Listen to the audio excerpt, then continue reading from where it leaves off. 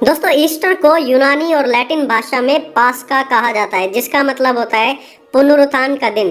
क्योंकि उस दिन प्रभु यीशु मसीह मौत को हराकर कब्र से बाहर निकल आए थे, उनका पुनरुत्थान हुआ था। इसलिए इस दिन को ईस्टर संडे या फिर पुनरुत्थान का दिन भी मनाया जाने लगा। शुक्रवार को प्रभु यीशु मसीह को मारा गया था, गाड़ा गया था, उनके हाथों में कीलें ठोकी गई थी, उन पर इंसानों ने थूका भी था और शारीरिक मृत्यु के बाद उसे कब्र में रख दिया गया था, जैसे कि यहूदियों के रिवाज के अनुसार सभी को रखा जाता है। और फिर प्रभु यीशु मसीह तीसरे दिन यानी कि रविवार को वहां से जी उठे और मृत्यु के बाद दोबारा जी उठने को ही पुनरुत्थान कहते हैं। अब बहुत सारे लोग कहते हैं कि मनुष्य का मरना तो तय है और कोई भी मरकर जी नहीं उठता, तो फिर यीशु मसीह ऐसे कैसे उठ गए?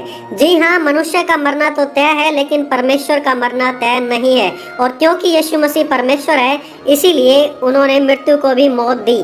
प्राचीन इतिहासकार जोसेफस ने अपनी ऐतिहासिक किताबों के रिकॉर्ड में लिखा कि यीशु के जी उठने की चर्चा सभी स्थानों में फैल गई और कुछ लोगों ने यीशु को स्वीकारा, कुछ ने नकारा, लेकिन यीशु की चर्चा फैल रही थी। भजन संहिता 22 अध्याय 16 में हम पढ़ते हैं, राजा दाऊद के द्वारा 1400 साल पहले एक भविष्यवाणी में बता दिया गया था कि यीशु के हाथों और पांवों को छेदा जाएगा और उसकी मृत्यु के समय वो चारों तरफ से घेर लिया जाएगा। जब राजा दाऊद ने यह भजन संहिता लिखी, उस समय तो क्रूस की मृत्यु का नामो निशान भी नहीं था और ना ही उस समय रोमी साम्राज्य था। और हम जानते हैं कि क्रूस की मृत्यु तो मात्र रोमी साम्राज्य में ही आई थी, लेकिन परमेश्वर की महान योजना में पहले से ही ठहराया गया था कि यीशु को सलीब पर चढ़ाया जाएगा। एक दूसरी भविष्यवाणी में हम पढ़ते हैं, यशाया 53 अध्याय उसके 5 वचन में 700 साल पहले ही यह भविष्यवाणी कर दी गई थी कि वह हमारे ही अपराधों के कारण घायल किया गया, कुचला गया और हमारी ही शांति के लिए उस पर ताड़ना हुई, उसके कोड़े खाने से हम चंगे हुए हैं। और एक और भविष्यवाणी में यह भी बता दिया गया था कि वह मुर्दों में से जी उठेगा।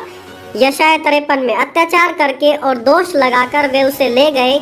उस समय के लोगों में से किसी ने भी इस बात पर ध्यान नहीं दिया था में से उठा लिया गया, मेरे ही अपराधों के कारण उस पर मार पड़ी। यहाँ भी पहले से ही भविष्यवाणी कर दी गई थी कि से फिर दोबारा जी उठेगा।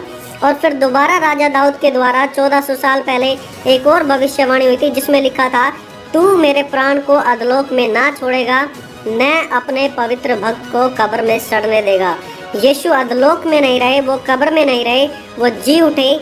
चाहे आप 1400 साल पहले की भविष्यवाणी देख लीजिए या फिर 700 साल पहले की कोई भविष्यवाणी देख लिए या फिर आप यहूदियों इतिहासकार जैसे कि जोसेफस के इतिहास को देख लीजिए, ये सभी बातें मिलकर बिल्कुल साबित करती हैं कि यीशु का पुनरुत्थान बिल्कुल निश्चित था। यह पहले ही परमेश्वर की महान योजना का भाग था।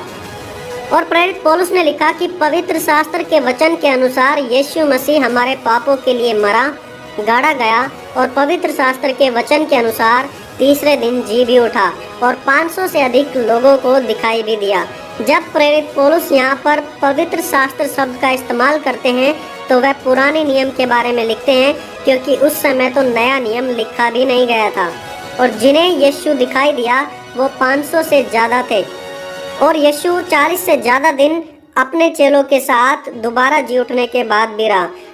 इन कारणों की वजह से इस बात को बिल्कुल भी झूठा नहीं ठहराया जा सकता, क्योंकि मसीहों के पास पूरे सबूत हैं इस बात को सपोर्ट करने के लिए।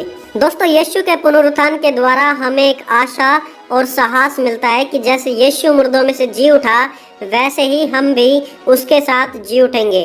प्रेरित पौलुस ने लिखा, जैसे मनुष्य के द्वारा मृत्यु आई, वैसे ही मसीह के द्वारा मरे हुओं का पुनरुत्थान भी आया। जैसे आदम में सब मरते थे, वैसे ही मसीह में सब जिलाए भी जाएंगे। और यीशु मसीह ने तो स्वयं कहा, इसलिए क्योंकि मैं जीवित हूँ तो तुम भी जीवित रहोगे। दोस्तों, साफ साफ बाइबल में तो नहीं लिखा है कि ईस्टर दिन या पुनरुत्थान दिन मनाना चाहिए, लेकिन जो इसे मनाते हैं परमेश्वर का धन्यवाद करने के द्वारा और परमेश्वर का धन्यवाद करते हैं कि आपने हमारे लिए अपने पुत्र यीशु को भेजा और जिस प्रकार आपने उसे जिलाया वैसे ही आप हमें भी जिलाएंगे, तब इस दिन का एक अलग ही मायना निकलता है। यीशु ने कहा कि पुनरुत्थान और जीवन मैं ही हूँ, जो मुझ पर ईमान लाए, यदि वो मर भी जाए तो भी वो जीवित रहेगा। दोस्तों ईस्टर हमारे लिए मौका है प्रभु के पुनरुत्थान में मन फिराकर सहभागी होने का। इसे अगर परमेश्वर की यादगार में मनाया जाए और अपनी आने वाली स्वर्गीय जिंदगी को ध्यान में रखते हुए मनाया जाए तो इसमें कोई भी बुराई नहीं है। तो दोस्तों आज इस वीडियो में इतना ही। वीडियो को जरूर लाइक और शेयर कर दें और साथ ही साथ हमारे चैनल को तो जरूर सब्सक्राइब कर लें, क्योंकि इस चैनल के द्वारा हम मसीहत और बाइबल से जुड़े हुए टॉपिक्स पर वीडियो डालते रहते हैं। प्रभु आप सभी को आशीष दे। जय मसीह की दोस्तों।